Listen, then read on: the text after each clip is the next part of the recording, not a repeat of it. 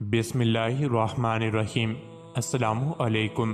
روزانہ واقعات سننے کے لیے اس چینل کو سبسکرائب کریں۔ حضرت اکرمہ رضی اللہ عنہ فرماتے ہیں کہ ایک ملک کا بادشاہ بہت ظالم اور کنجوس تھا۔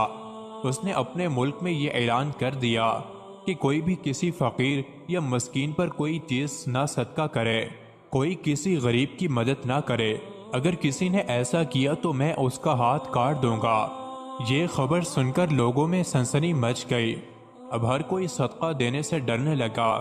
ایک دن ایک فقیر مجبور ہو کر ایک عورت کے پاس آیا اور کہا، اللہ کی رضا کی خاطر مجھے کچھ کھانے کے لیے دے دو۔ عورت بولی، ہمارے ملک کے بادشاہ نے اعلان کیا ہے کہ جو کسی کو صدقہ دے گا اس کا ہاتھ کاٹ دیا جائے گا۔ فقیر نے کہا، تو مجھے اللہ عز و جل کی رضا کی خاطر کوئی کھانے کی چیز دے دو۔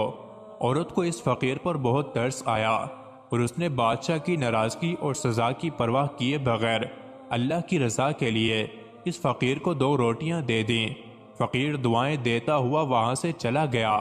جب بادشاہ کو معلوم ہوا تو اس نے عورت کی طرف اپنے سپاہی بھیجے اور عورت کے دونوں ہاتھ کاٹ دیے گئے۔ کچھ عرصہ بعد بادشاہ نے اپنی ماں سے کہا، مجھے کسی ایسی عورت کے بارے میں بتاؤ جو سب سے زیادہ حسین و جمیل ہو تاکہ میں اس سے شادی کروں۔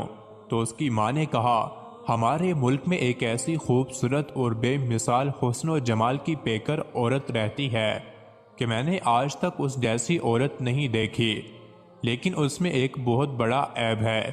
بادشاہ نے پوچھا، اس میں کیا عیب ہے؟ ماں نے کہا، اس کے دونوں ہاتھ کٹے ہوئے ہیں۔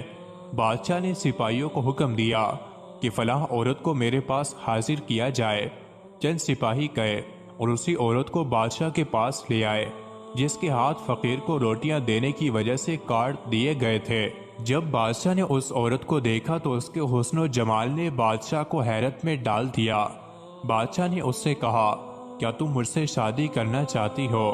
عورت نے کہا، مجھے کوئی اعتراض نہیں، اگر تم مجھ سے شادی کرنا چاہو تو مجھے منظور ہے۔ چنانچہ دونوں کی شادی ہوئی اور وہ ہنسی خوشی زندگی گزارنے لگے۔ لیکن بادشاہ کی دوسری بیویاں حسد کی آگ میں جلنے لگیں۔ ان کے دل میں یہ بات بیٹھ گئی کہ بادشاہ اب ہمیں اتنی وقت نہیں دیتا جتنی اس غریب و نادار نئی دلہن کو دیتا ہے۔ چنانچہ وہ ہر وقت اس فکر میں رہتی کہ کسی طرح اس نئی دلہن کو بادشاہ کی نظروں سے گرا دیا جائے، لیکن وہ اپنے اس مذموم ارادے میں کامیاب نہ ہو سکیں۔ پھر اچانک بادشاہ کسی محاذ پر روانہ ہو گیا اور وہاں اسے کافی دن دشمنوں سے لڑنا پڑا۔ بادشاہ کی بیویوں کو یہ بہت اچھا موقع مل گیا۔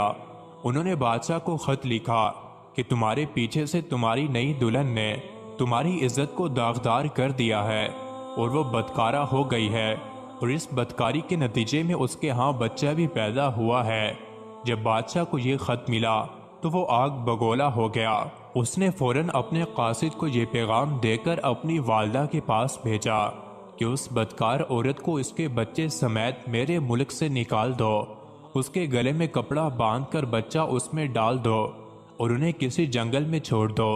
اس کی ماں نے ایسا ہی کیا اور اس کے گلے میں کپڑا ڈال کر بچہ اس میں ڈال دیا۔ پھر اسے ملک سے دور ایک جنگل میں چھوڑ دیا گیا۔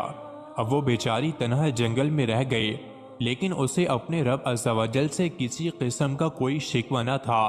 وہ اس کی رضا پر راضی تھی۔ وہ بیچاری اسی طرح جنگل میں گھومتی رہی۔ پیاس کی شدت نے اسے پریشان کر رکھا تھا۔ آخر اسے دور ایک نہر نظر آئی۔ وہ نہر پر گئی اور جیسے ہی پانی پینے کے لیے جھکی تو اس کا بچہ گہرے پانی میں جا گرا اور ڈوبنے لگا۔ جب عورت نے اپنے بچے کو ڈوبتا دیکھا تو وہ رونے لگی۔ اتنے میں اس کے پاس 2 خوبصورت نوجوان آئے۔